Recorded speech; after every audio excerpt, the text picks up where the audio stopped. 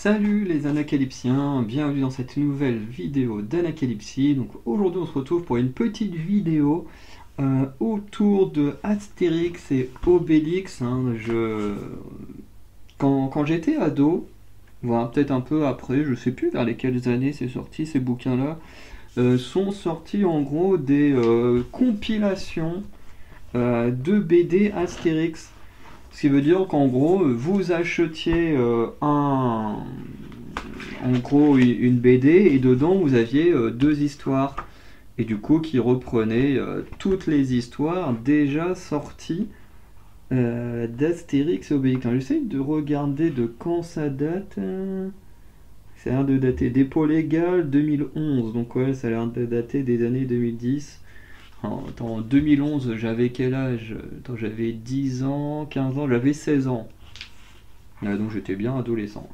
Mais du coup, chaque album du coup correspond à deux BD. Donc moi, la BD que j'ai, enfin la version que j'ai, c'est composé du Tour de Gaulle d'Astérix et du légendaire Astérix et Obélix. Et après, il y en a plein d'autres. Je regarde un peu les noms rapidement. Et du coup, je me rends compte que euh, tous ces albums-là, les doubles albums, je vous mettrai une photo, hein, vous verrez. De toute façon, les images que vous aurez sûrement à l'écran sont sûrement des photos que je prendrai moi-même. Euh, si je trouve rien sur internet. Euh, Mais en gros, comme on peut voir sur la liste, il n'y a pas d'Astérix et les Vikings, hein, qui pourtant Astérix et les Vikings est sorti dans les années 2010, hein, si je dis pas de conneries, qui n'en fait pas partie. Donc ça montre que c'est sorti bien avant la sortie d'Astérix et Obélix, et encore plus des BD très très récentes d'Astérix et Obélix, que personnellement je ne connais pas. Après, je les connais pas toutes, hein, parce qu'il y en a combien là? 2, 4, 6, 8, 10, 12, 14. 16, 18, 20, 22, 24, 26, 28, 30, 32, 34, 36. 36 qui sont sortis avant Astérix et les Vikings là. Ce qui fait que voilà, je les connais absolument pas toutes. Et je pense qu'un jour j'achèterai quelques BD en plus, histoire de faire des vidéos. De toute façon, ça viendra avec le temps. Actuellement, bon, bah, quand on est pauvre, étudiant comme moi, c'est difficile d'acheter du matériel ou des choses comme ça. Alors acheter des BD ou des trucs, c'est encore un peu plus compliqué. Mais bon, avec le temps, vous verrez, ça passera mieux. Donc aujourd'hui, on va s'intéresser à Astérix et le Tour de Gaulle. Et dans 2 semaines, du coup la dernière semaine de juin, on parlera d'Astérix et Obélix Mission Cléopâtre, et je ferai peut-être un lien avec l'adaptation que personnellement je n'aime pas. Mais j'expliquerai ça dans la prochaine vidéo. Donc, Astérix, le Tour de Gaulle, ça raconte quoi? Donc, en gros, on a un préfet de Jules César qui arrive proche du village d'Astérix, qui se nomme Fleur de Lotus, et ce dernier pense pouvoir mettre fin au village d'Astérix, comme beaucoup de Romains. Donc, si vous entendez des fois des bruits de page, c'est normal. J'ai le livre en main, histoire de pouvoir revenir sur certains détails précis de l'album. Du coup, les Romains, ils vont se faire totalement démonter par les Gaulois, hein, évidemment. Et c'est alors que Fleur de Lotus a l'idée de créer tout un mur, hein, toute une palissade, hein, mais ça revient au mur. Hein, je pense que vous pensez à qui je fais référence, à Monsieur Trump. Voilà, donc tout autour du village, afin que les Gaulois ils restent enfermés dans le village. Et à vouloir trop enfermer les Gaulois, Astérix va lancer un défi au préfet, qui est de dire, ben voilà, vous voulez nous enfermer dans notre village, et ben moi je vais vous prouver que je peux sortir du village, et surtout que je peux faire le tour de toute la Gaule, et revenir chez moi. Donc vraiment on a une sorte de tour de France, entre guillemets, parce que la map qui est montrée c'est clairement la France, enfin quasiment la France actuelle. Voilà, et du coup c'est comme ça que se lance le défi. Et ce défi se fait en achetant des victuailles dans chacune des grandes villes de Gaule avant de rentrer chez eux et de prouver du coup leur défi au préfet Fleur de Lotus. C'est un peu le même délire que les 12 travaux d'Astérix, hein, où il y a un truc à prouver à à un Romain, notamment à Jules César, et puis il y a des choses à faire. Voilà, c'est un peu dans ce type d'histoire. Et du coup, Fleur de Lotus accepte en disant que s'il allait faire le tour de Gaulle à ramener comment ils appellent ça, sortir du village, attends, faire un tour de Gaulle, oui, des spécialités. Voilà, et s'il revient avec chaque spécialité de chaque grande ville, et ben la ville sera alors débarrassée des Romains. Du moins de Fleur de Lotus, qui acceptera lui-même d'aller annoncer sa défaite à César.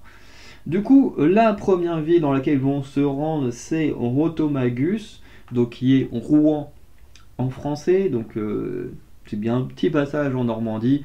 Et là, on tombe sur un cliché qui m'a beaucoup fait rire, c'est l'indécision du Normand. Parce que là, ils font ça à Rouen, mais les peut-être bien que oui, peut-être bien que non, toutes ces conneries-là, en basse Normandie, haute Normandie, bah, s'ils ont mis ça à Rouen, c'est que ça doit se dire aussi là-haut. Mais en basse Normandie aussi, on le dit beaucoup, hein, les peut-être bien que oui, machin. Euh, Là, genre, il y en a plein, moi ça me fait marrer. On a des. Attends, où est-ce que c'est? Voilà, là, je le dis pas que c'est impossible, mais je dis pas oui. Peut-être bien qu'ils sont allés de ce côté, mais peut-être bien que non. Peut-être bien, peut-être pas, je peux pas dire. Peut-être bien, enfin bref. Toutes ces expressions, bon, la plus connue en Normandie, c'est quand même le peut-être bien que oui, peut-être bien que non. Après, je dis pas que c'est que normand, peut-être que ça se dit aussi ailleurs. Mais le cliché, oui, c'est là aussi, juste avant, quand il demande c'est où la route vers Rouen, où du coup, t'as un fermier qui répond peut-être bien que oui, peut-être bien que non. Voilà, quand même la phrase la plus connue dans ce style-là. Mais j'ai trouvé ça marrant, parce que ben, en Normandie, j'ai l'impression qu'on le disait quand même plus souvent quand j'étais jeune. J'ai l'impression que cette expression, elle se perd en grandissant, j'ai l'impression. Mais je me souviens que quand j'étais enfant, on le disait très souvent. Donc c'est un petit cliché de la Normandie, peut-être d'autres régions, je ne dis pas. Hein, voilà, on a des termes en Normandie qui se disent que dans certains autres lieux très particuliers de la France, genre le mot clanche. Nous on dit ça en Normandie, je sais qu'il y a d'autres endroits en France où ça ne se dit quasiment pas, mais je crois qu'il y a d'autres endroits où ça se dit, mais qui n'ont rien à voir avec la Normandie, c'est assez marrant. Bref, ce serait des trucs marrants à étudier, tous ces termes un peu spéciaux, mais voilà.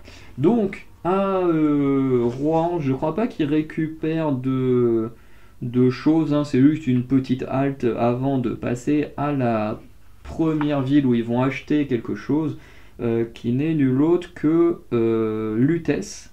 Donc Lutèce, hein, qui je crois est l'équivalent de Paris aujourd'hui. Et j'adore parce que le Paris c'est un enfer. Le Paris c'est rempli de bouchons et tout ça. Tout le monde est en train de gueuler, tout le monde est de mauvaise humeur. Bref, alors j'ai déjà été à Paris plusieurs fois. Là j'y vais ce week-end pour aller voir Olivia Rodrigo. Bon, c'est un cliché parisien, c'est vrai que nous, les campagnards, on a un peu ce cliché de Paris. Est-ce que c'est vrai, est-ce que c'est faux? Ben, j'ai envie de dire que c'est à la fois vrai et c'est à la fois faux. C'est vrai que quand je suis allé à Paris en février pour comment dire, voir ma chanteuse préférée en concert, Maisie Peters, bah, j'ai pas senti non plus que les gens étaient forcément tout le temps à moitié de mauvaise humeur ou quoi que ce soit. Au contraire, les gens avaient l'air plutôt normal, hein, pour des humains. Mais c'est vrai que il y a quand même, on sent quand même du speed dans leur façon de vivre. On sent qu'ils ont pas non plus la même façon de vivre que nous à Caen par exemple, parce que moi du coup j'habite soit à Caen, soit à Vire, enfin bref, dans des villes qui sont quand même petites à côté de Paris. Mais c'est vrai qu'on sent que c'est pas les mêmes façons de vivre. Déjà entre Vire et Caen, on sent que c'est pas la même façon de vivre, mais alors à côté de Paris, on sent que c'est encore moins identique. Mais c'est vrai que ça c'est un cliché qu'on a souvent de Paris. Bon, les trucs d'embouteillage et tout, ça c'est très très reconnaissable, hein. Les gens qui roulent comme des cons et tout, ça pour les quelques fois où ma famille a été en voiture à Paris, putain, on a pu voir que plusieurs fois on a fait se faire rentrer dans des trucs comme ça parce qu'ils roulent comme des tarés ces mecs. Mais mais c'est vrai que sur le caractère des gens, je les ai pas sentis aussi cons que ça, quoi. Mais j'ai trouvé ça marrant. Alors par contre, ce qu'ils achètent là-bas comme spécialité, c'est du jambon de Lutèce. Bon, Peut-être qu'il y avait. Ouais, bon, après, je connais pas. Je suis pas un grand mangeur de jambon, donc voilà. Après, le fait qu'ils se fassent arnaquer par des Parisiens, enfin, bah, des Lutétiens, je trouve ça marrant. Avec le gars qui leur vend un super char et tout. Alors qu'en fait, bah, c'est pas du tout le cas. Le char est tout pourri. Le cheval, ils l'ont pas en noir pour faire genre bel étalon et tout. Alors qu'en vrai, pas du tout. Le cheval est complètement claqué. Bref, j'ai trouvé ça marrant. Euh, Ensuite, ils se rendent dans une ville qui s'appelle Camaracoum, qui en français est Cambrai. Alors, je ne connais pas du tout cette ville. Alors, je connaissais les bêtises comme spécialité, mais je ne savais pas du tout d'où ça venait. Et Cambrai, vraiment, je ne connais pas du tout cette ville. Mais j'avoue que le passage à Cambrai était l'un des plus marrants parce que t'as plein de jeux de mots sur le fait de faire du bêtise et tout ça. Euh, avec d'abord Obélix qui demande à Astérix quelle est la spécialité de Camaracourt, mais t'as Astérix qui dit bah, les bêtises, et genre Obélix il prend ça comme du sarcasme et tout, du coup il s'énerve, machin, alors qu'en fait les bêtises ça a l'air d'être une sorte de friandise, hein, si je comprends bien. Bon, c'est assez marrant. Puis et voilà, t'as plein de jeux de mots autour du fait de faire des bêtises, machin, bref. Moi, j'ai trouvé que le passage était assez marrant. Voilà, donc ensuite, ils jouent les faux dépanneurs, bon, ça, c'est plutôt marrant aussi. Et du coup, ils se rendent à Durocortorum, du coup, qui est Reims en français, hein, beaucoup plus simple de dire Reims, où du coup, ils vont acheter du vin. Et du coup, plusieurs types de vins, hein, brut, sec, demi-sec, doux. Je savais même pas qu'il y avait autant de vins, mais en même temps, je suis pas un buveur de vin, honnêtement. Moi, je bois que de la bière, bon, quelques cocktails et du cidre, mais voilà, le calva extrêmement rare, le rhum extrêmement rare, le vin encore moins. De temps en temps, j'aime bien mince, comment il s'appelle, le rosé, ça passe. Mais sinon, le vin rouge, en tout cas, pas fan du tout. Je savais pas qu'il y avait. Enfin, je doute bien qu'il y avait avoir du nuance avec toutes les marques et tout ça, mais voilà. Et du coup, voilà, petit moment sympa. Pas le meilleur moment, honnêtement, à Reims, mais c'est plutôt sympa. Bon, après, sur la route entre Reims et. C'est quoi la ville d'après? Bah, de toute façon, je crois qu'on est toujours du côté de Reims, hein, où en gros, Astérix, enfin Obélix a faim, du coup, il s'arrête chez un petit gars qui vit par là, et afin de bouffer, hein, parce qu'il faut pas bouffer les spécialités avant de rentrer, et du coup, le mec décide de les balancer au préfet de Reims. Enfin, c'est même pas un préfet celui-là, enfin, bah, du coup, au mec qui se trouve à Reims, pour se faire de l'argent. Sauf qu'au final, bah, ils vont choper que Astérix. Obélix va mettre la main sur tout le monde et sauver Astérix. Bref, euh, c'est plutôt sympa. Bon, par contre, apparemment, la prison est pas à Reims, elle est dans une autre ville. Et du coup, voilà. Bon, c'est un passage sympa, mais j'avoue que tous ces passages-là avec la prison, tout, c'est pas mon moment préféré. Voilà. Du coup, ensuite, ils vont vers Lougoudou, hein, qui est Lyon. Et du coup, ils vont voler un truc de la poste pour s'y rendre. Euh, donc voilà. Et une fois qu'ils y sont, ils commencent à recevoir de plus en plus d'aide des Gaulois, tandis que bah, les Romains veulent de plus en plus mettre fin à leur voyage. Et à Lyon, du coup, ils vont récupérer du saucisson et des quenelles. Alors les quenelles, je déteste ça. C'était un des rares trucs que j'ai mangé dans ma vie qui me donnait ça envie de vomir.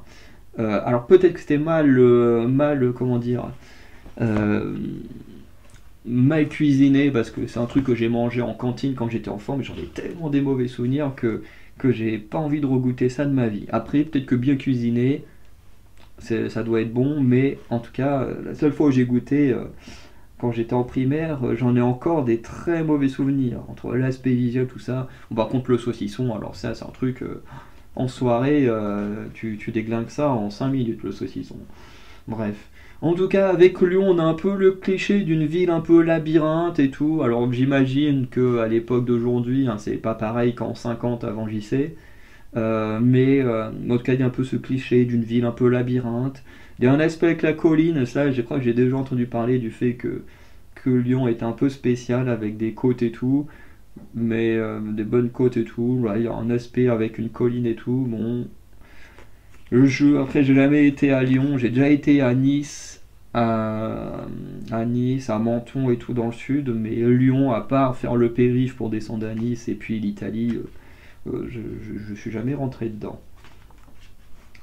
Bien sûr, après Nice, le but c'est d'aller à comment dire, à Nice du coup.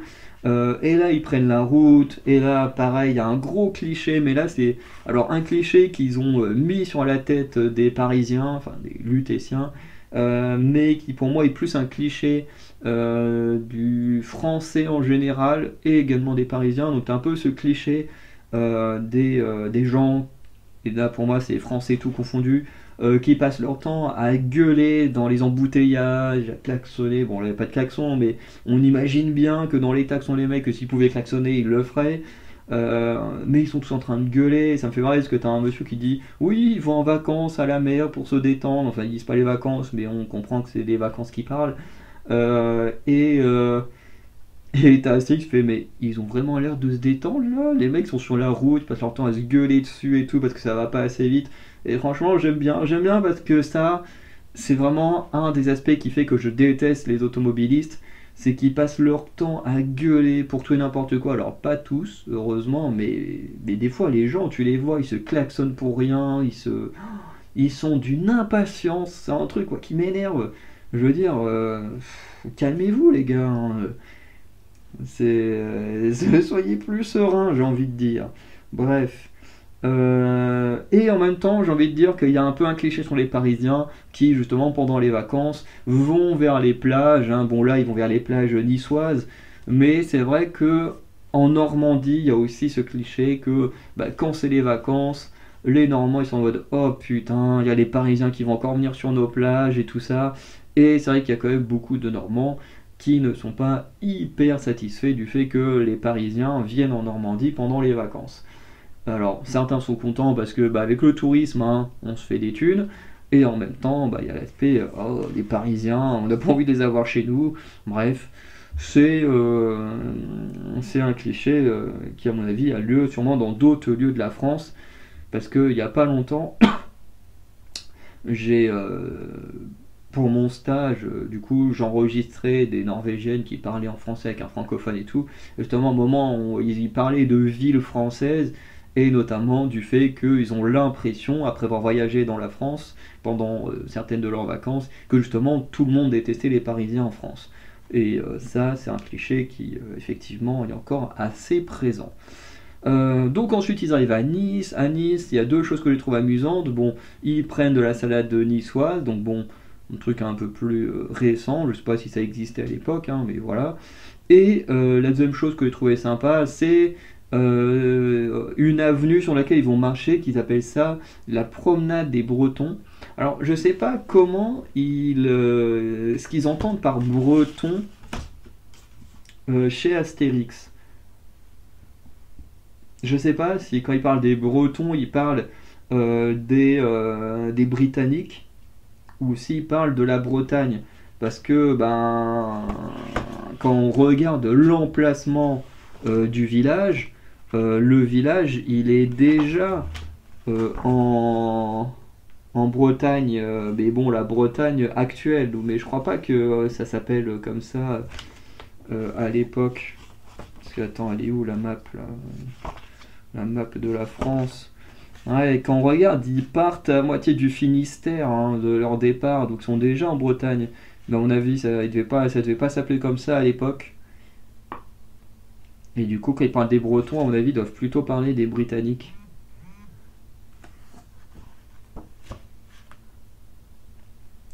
Et, euh, et voilà. Mais du coup, ouais, ils appellent ça la promenade des Bretons, alors que bah, ça s'appelle aujourd'hui la promenade des Anglais. Mais je trouvais ça assez amusant. D'ailleurs, sur les Bretons, les Bretons de Bretagne, il y a des trucs qui me font trop rire chez eux, et que malheureusement les cons du côté de Rouen et tout essayent de reprendre, et ils devraient pas, concernant les langues territoriales. Bref, on n'est pas là pour parler de langue. Donc forcément, après Nice, on va à Marseille. Forcément pour Marseille, ils volent un bateau et tout ça.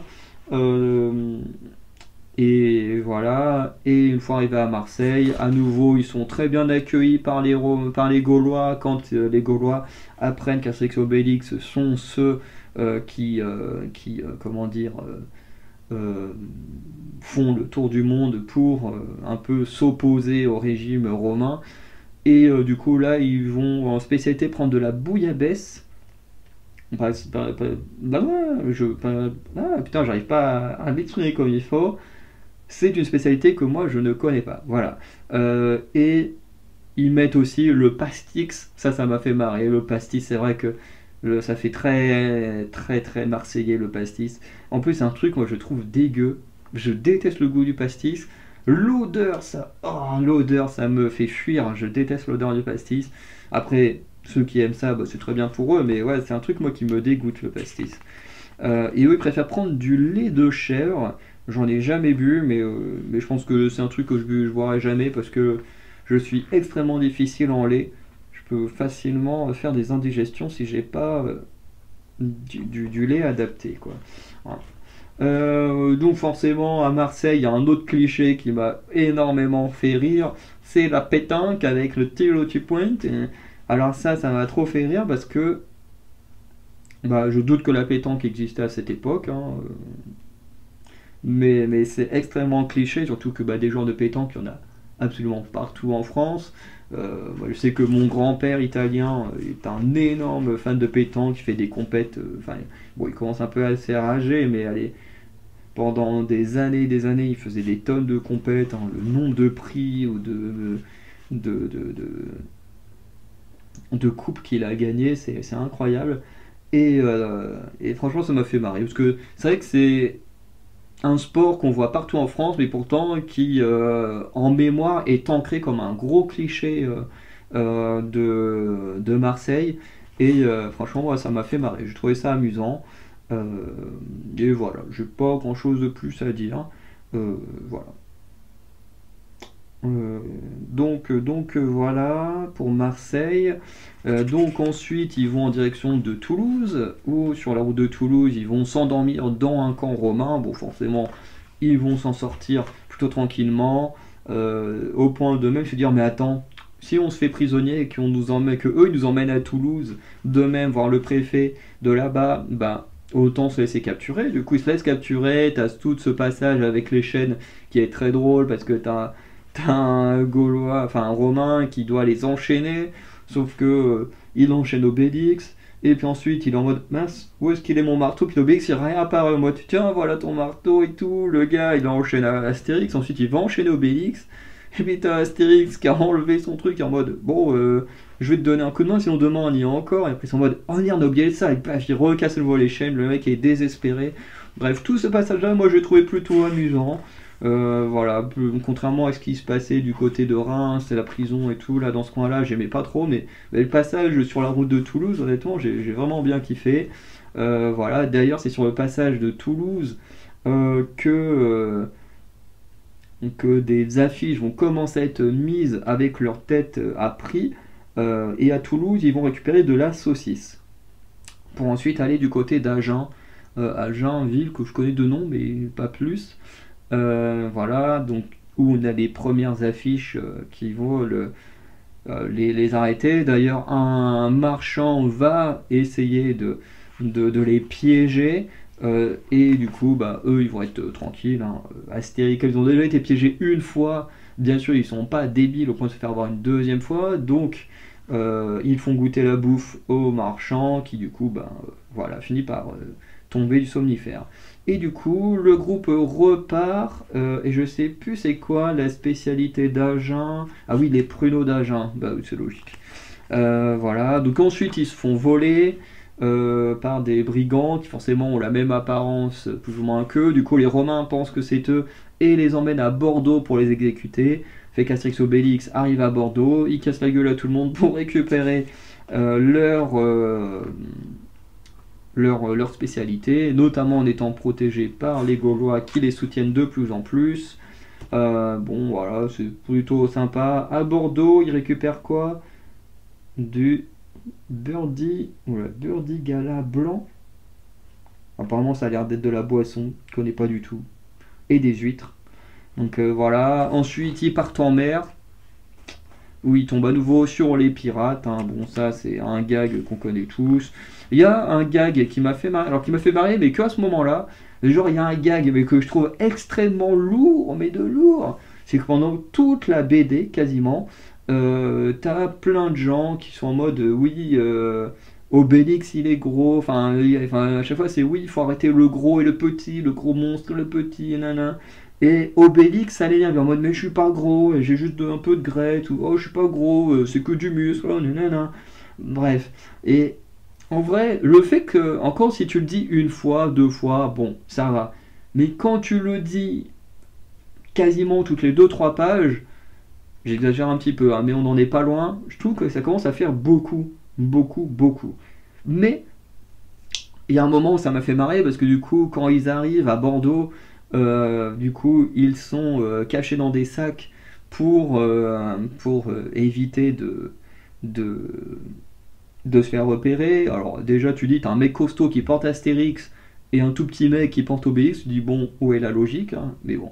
Et du coup, t'as le petit qui porte Obélix, à un moment, il fait, ouf, qu'il est gros. Et là, t'as Obélix qui s'énerve, et t'as le mec qui fait, non, non, mais c'est moi qui suis gros, chut, tais-toi. Et t'as un Romain qui dit, quoi, qu'est-ce que vous dites? Et le mec, il fait, je dis que je suis gros. Et t'as le Romain qui dit, non, mais il est fou, lui. Il fait, mais vous êtes pas gros. Et t'as Obélix qui est en mode, ah, en mode, oh, je suis rassuré, je suis pas gros. Bon, après, t'as le quiproquo avec les Romains qui font une marche, et t'as le mec qui fait oui vous deux sortez des rangs, sauf qu'Obélix et Astérix ils entendent que le début, du coup ils sortent de leur sac en pensant que c'était le message de leurs alliés, enfin bref, du coup ça met le bordel dans Bordeaux, bref c'était assez marrant. Et ensuite bah, le duo rentre chez eux, ils ont réussi leur défi. Ensuite, ils offrent une spécialité de leur village qui est la châtaigne, en fait qui est juste une droite portée au- à fleur de lotus, hein. Et du coup, l'histoire se termine voilà, avec notre duo de Gaulois préférés qui ont réussi leur défi. Donc voilà un peu dans les détails ce que racontait l'histoire. Et j'avoue que j'ai été agréablement surpris de cette BD, parce que je savais plus trop où elle allait amener, hein. Je l'ai lu il y a très longtemps et je l'avais jamais relu depuis. Et j'avoue que j'ai bien aimé parce que bah certes c'est rempli de plein de petits clichés, mais des clichés quand même qui perdurent dans certaines régions. Quand je pense au pastis et à la pétanque du côté du sud, quand on pense à ces phrases normandes, hein, qu'on disait à l'époque où j'étais petit, avec la tête bien cuite et bien que non, les Parisiens qui sont vus comme des râleurs, qui sont jamais contents, qui gueulent tout le temps, les automobilistes qui râlent tout le temps, bon ça c'est même pas un cliché, ça c'est vrai. Bref, il y a plein de petits clichés qui sont véhiculés, mais qui en même temps sont assez marrants. T'as aussi bah, tout le délire avec les spécialités. En fait, j'aime beaucoup, ce que j'aime beaucoup dans cette BD, c'est l'aspect Tour de France avec les spécialités des grandes villes françaises. Et franchement, j'aime bien. Bon, à mon avis, il y a plein d'autres villes par lesquelles ils auraient pu passer, hein.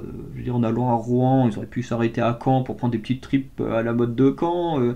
Bref, ils auraient pu aller dans plein d'endroits. Même des toutes petites villes ont des bonnes spécialités, hein. Je pense notamment aux andouilles de Vire. Mais voilà. Moi, tout ça, je trouvais ça sympa. Encore une fois, les blagues sur la grosseur d'Obélix, j'ai trouvé que c'était un peu lourd. Pas dans le sens où ça me gêne qu'on fasse des blagues sur les gros, mais dans le sens où ça me gêne qu'on en fasse autant de blagues. parce que bah, je trouve qu'au bout d'un moment, tu trouves même plus ça drôle, quoi. Voilà, tu fais une fois la blague, genre vraiment la blague où ils sont dans les sacs et tout, et que t'as le mec qui est tout fin, tout petit, qui s'accuse lui-même d'être gros, et tout, et t'as le Romain qui dit non mais il est taré lui, tu vois, cette blague-là elle est drôle. Mais genre dans les autres moments, c'est pas drôle, je veux dire, ça dépend de la situation, voilà. Euh, et bon, après, j'ai envie de dire, il y a des passages qui sont moins intéressants que d'autres. Genre, encore une fois, tout le passage, hein, j'ai rien contre les gens qui viennent de Reims, hein, je suis jamais allé là-bas, je connais personne de là-bas. Mais c'est vrai que dans la BD, je trouve que c'est un passage qui est pas le meilleur de la BD. Je trouve qu'il y a plein de passages qui sont vraiment très drôles, où on s'amuse bien et tout. Et il y a des passages, je trouve, où on est un peu plus dans du flottement, mais bon, c'est pas non plus très très grave, hein. Ça permet de garder un rythme un peu plus soutenu et tout ça. Bref. En tout cas, on va arrêter la vidéo là, donc n'hésitez pas à me dire ce que vous pensez de cette BD Astérix et Obélix et le Tour de Gaulle. Moi personnellement j'ai beaucoup aimé, et à force de lecture de BD, peut-être qu'un jour je ferai une tier list pour dire lequel est mon préféré, mais en tout cas pour l'instant celui-là je l'ai beaucoup apprécié. Voilà. Donc, n'hésitez pas à me dire ce que vous en pensez de cette BD si vous l'avez déjà lue, que vous la connaissez évidemment. Et sinon, bah, c'est une bonne soirée et je vous dis à très bientôt pour de nouvelles vidéos. Et dans 2 semaines, on se retrouvera pendant que moi je suis en vacances pour une vidéo autour d'Astérix, Mission et Cléopâtre, où là, je risque de parler de choses qui ne plairont pas à certains. Et oui, parce que je fais partie des gens qui n'aiment pas les live action de Astérix Obélix. C'est aussi simple. Il n'y a pas des oui, je préfère celui-ci, celui-là. Non, j'en aime aucun. Voilà. Après, je les ai pas tous vus, mais tous ceux que j'ai vus, je les ai pas aimés. Voilà, je préfère les films animés. Voilà. Bon. Du coup, à bientôt pour Astérix et Obélix Mission Cléopâtre.